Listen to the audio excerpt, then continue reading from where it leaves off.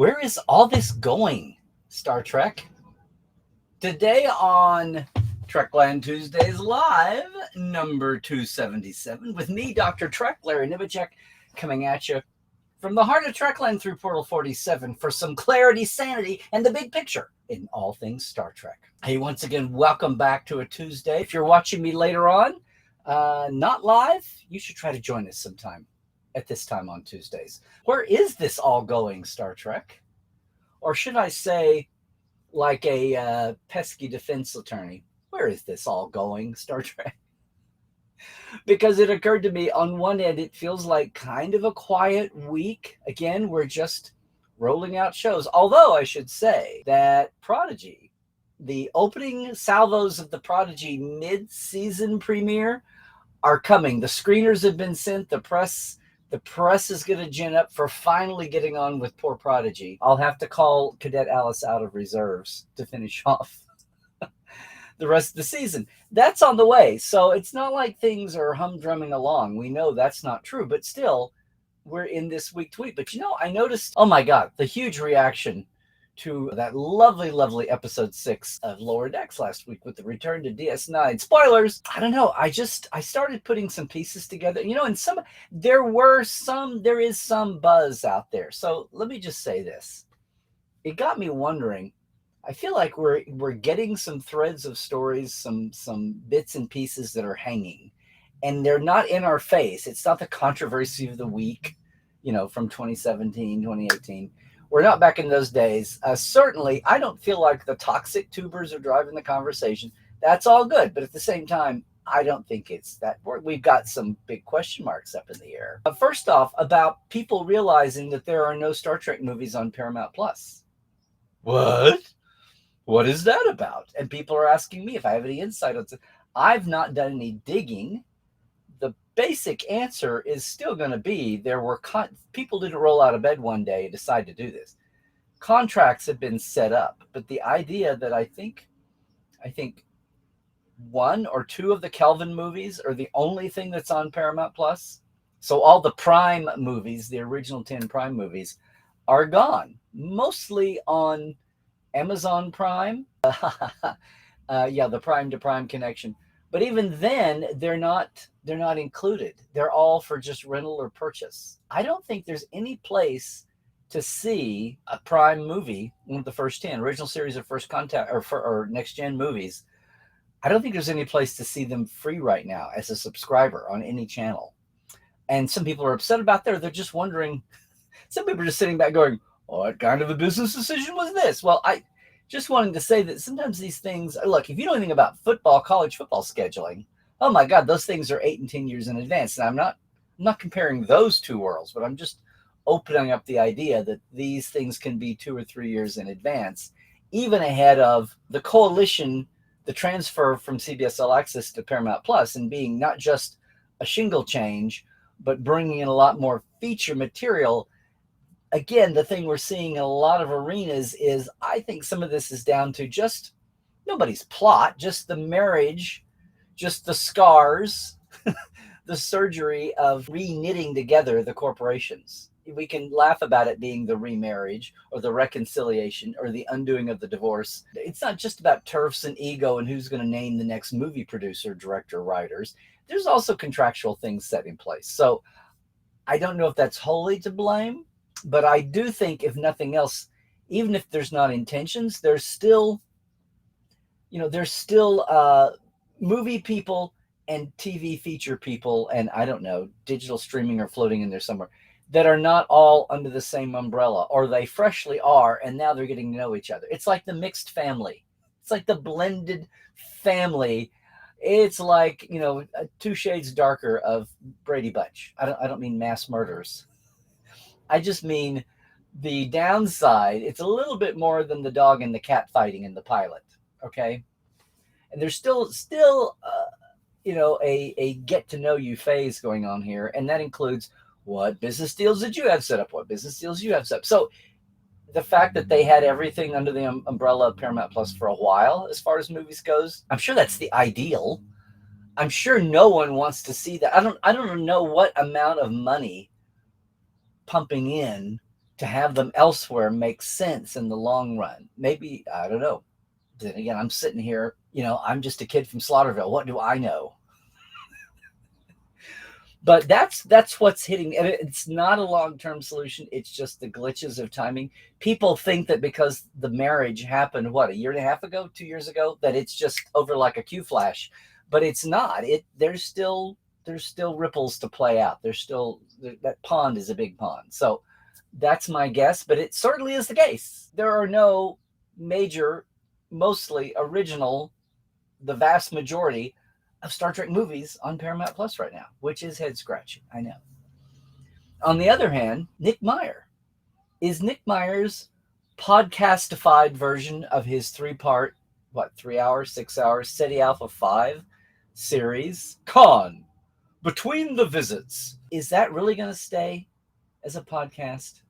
I mean, Star Trek Day, when Nick came out and I think kind of blew off whatever cue cards and just said what he wanted to say, very low key in his Nick Meyer kind of way, he referred to it when he said it as in a podcast form. He said, for now, was he hoping or was he hinting? Or is that still out there? I mean, I'm excited to see what's going on. I need to check in with him and see what's happening, what he can talk about. I hate to think that he wrote full, at the time they were kind of commissioned. I'm sure he was paid for them.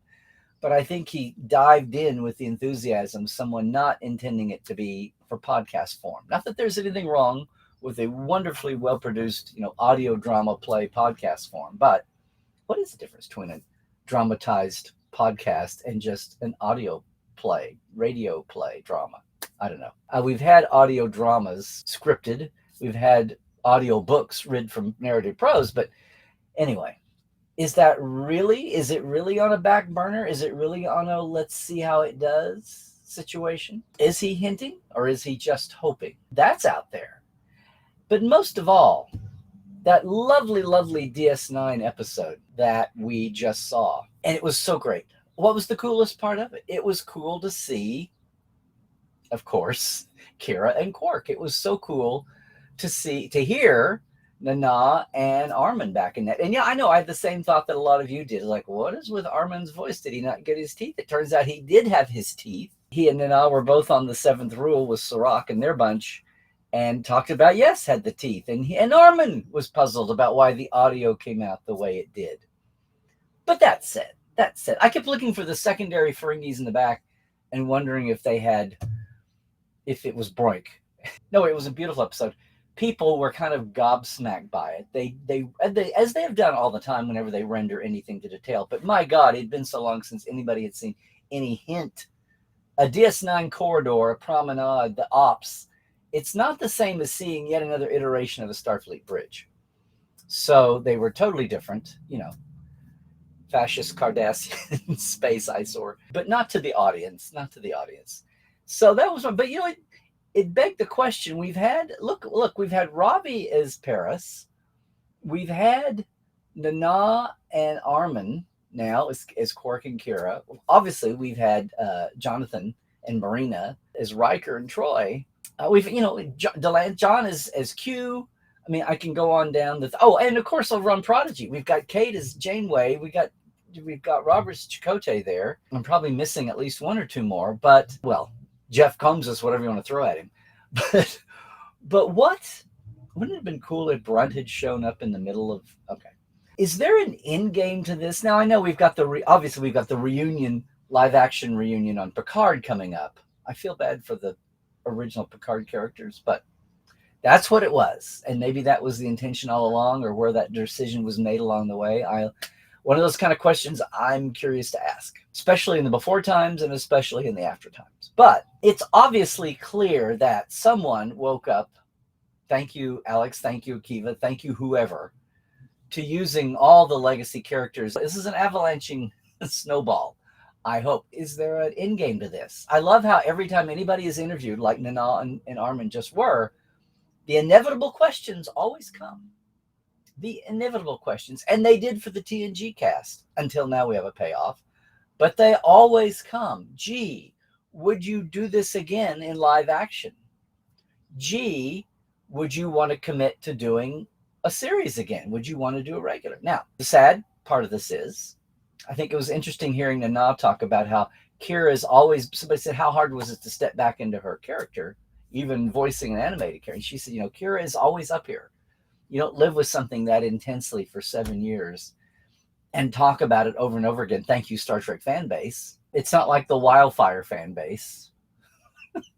No offense there, Sean Pillar, to your great series there that I was part of. But it's not the Star Trek is not the same as anything else. Anything else. I was just talking about his birthday the other day. I was just rereading an interview with William Wyndham where he said, my God, I have 400 roles in this life. I work on Star Trek for 3 days.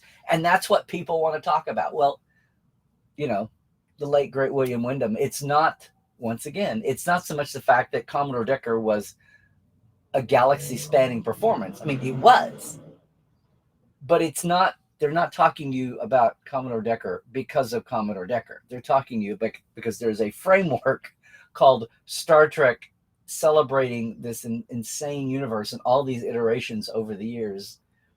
And within that framework, within the family, as they say, you talk to any actor, even the guest stars, even the bit players, even the background extras, much less a lot of the higher profile creatives like we do on Portal 47. And everybody will say the experience, the feedback from fans, and most of the time, there's always a time when something does not go well.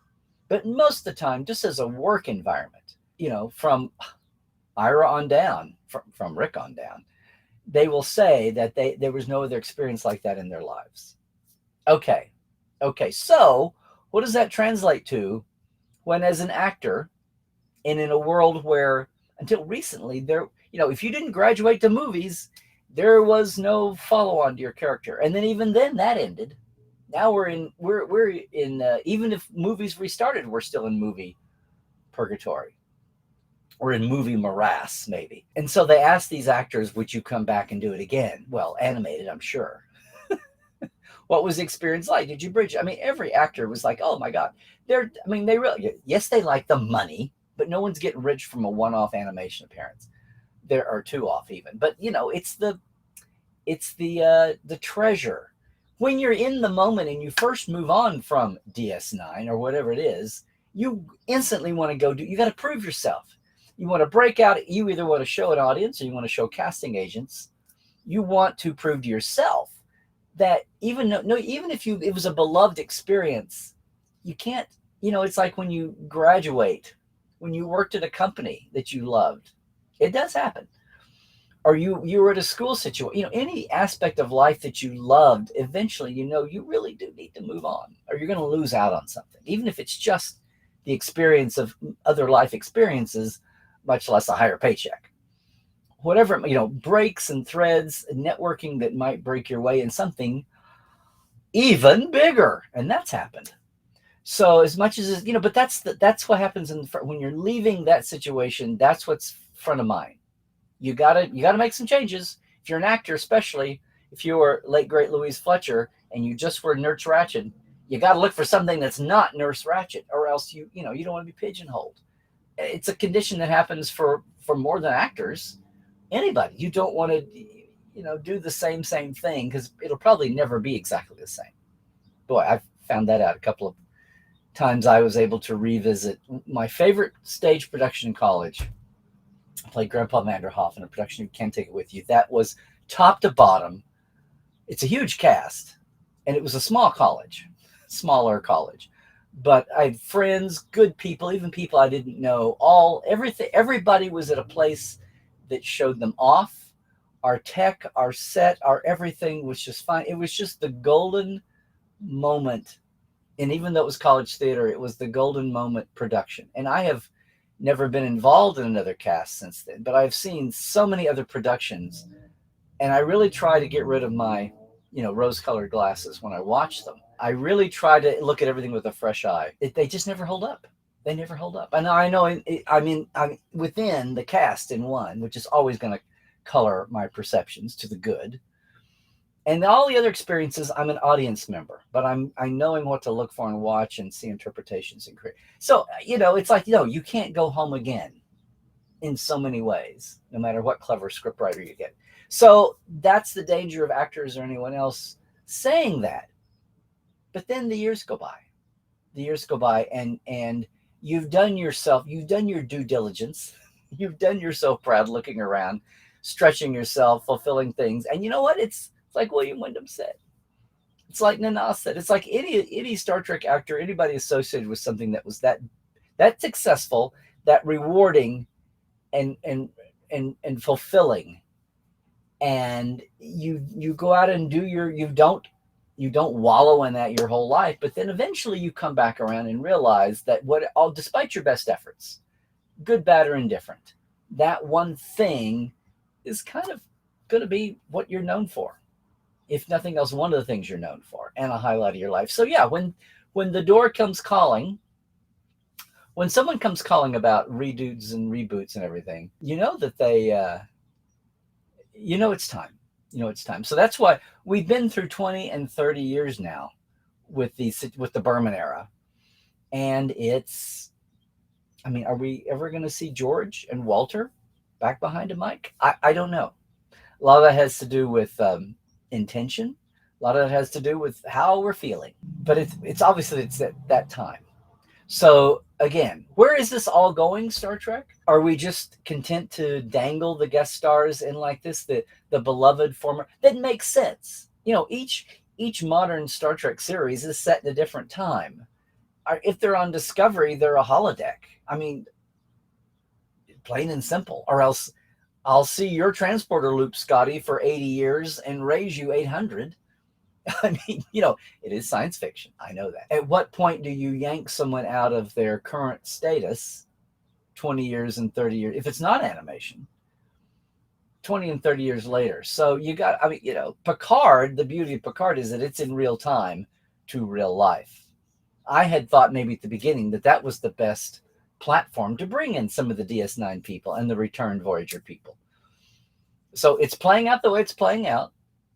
The animated shows are perhaps the best, as we've seen. That's really been the hotbed of where we've had legacy characters and voices turn up. Strange New Worlds, not so much, because the time factor, where is this all going, Star Trek? I'm still trying to figure out if it's got to be Boimler and Mariner time traveling to Pike's Enterprise, right? Please, please, please, not a holodeck adventure. What is this growing army of recurring actors and voices? Is there a payoff to this? Or are they just over there in the boneyard that we can pull from and use?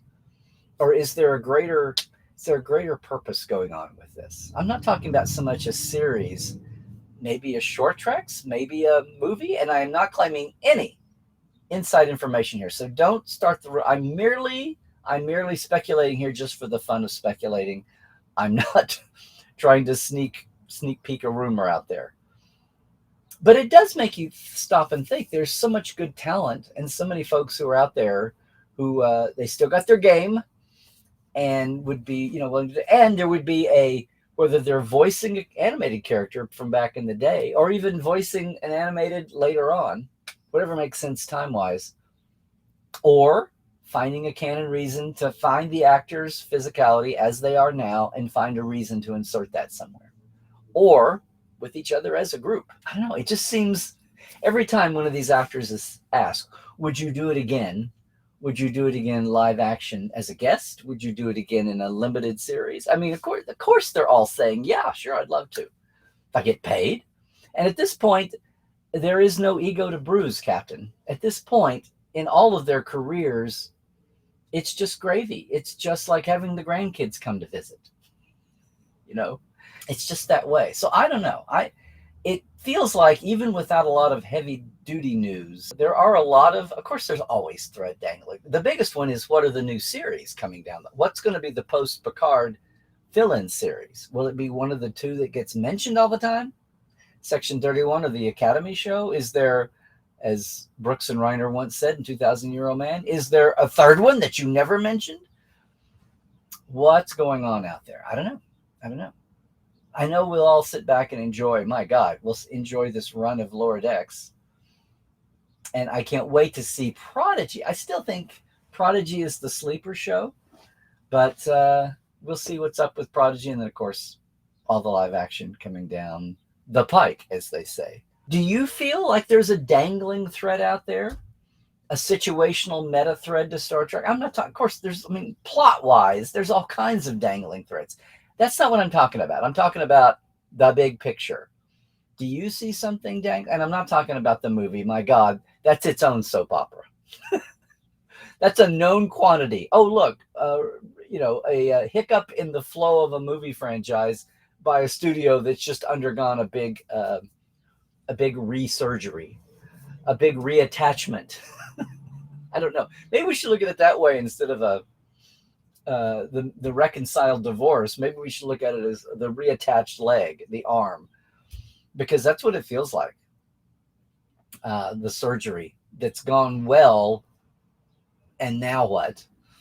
We'll have to see. We'll have to see. So anyway, thank you guys for joining me for a Tuesday again. Thanks to everybody for doing that. And once again, thanks for our Patreons, our TTL Club. Yeah. Dinah Hopkins, Lawrence Todd, Keith Rombach, Blaze K, Robin Wilson, Anne-Marie Siegel, Justin Porteous, Nathaniel Robinson, Andrew Brzezinski, and Pranakasha Productions, and our live wires, Rusty Harold, Halbert Gunn Johnson, Robert McLean, Alan Hoensi, J.R. Poole, Byron Bailey, Dave Gregory, Gay Clevin Lindstrom, and Casey Shafsky.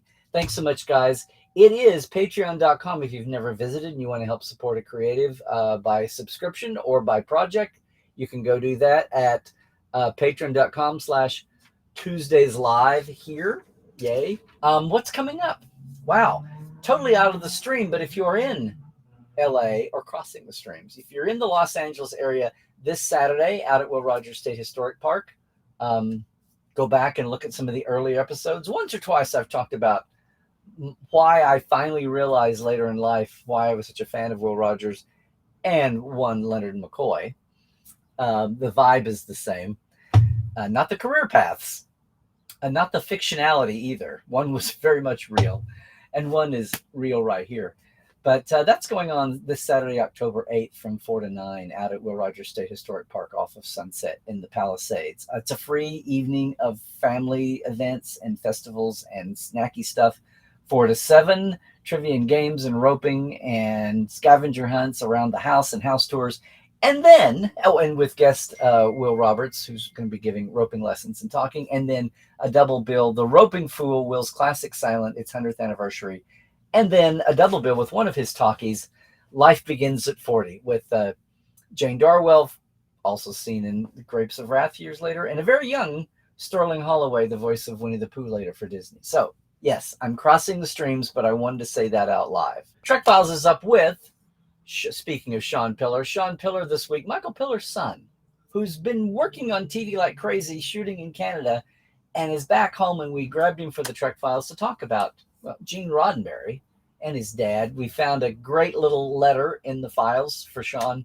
You want to check that out on podcast.roddenberry.com or over on Facebook at the Trek Files or wherever you catch your podcast. Put the documents at Facebook. Also, thank you for checking out the Trek Files. And also, well, I'm on the socials, Larry Nemecek on Twitter and Larry Nemecek's Trekland. Where you are right now, please, if you haven't already, like and subscribe to YouTube or go over, even if you're not a big YouTuber. But yeah, sure, follow us on Facebook. That's it for today. Just want to say, everybody, take care out there. Stay healthy, do all the things.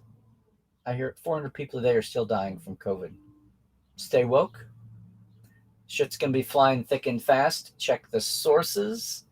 Keep an open mind, but check the sources. And truck well, everybody.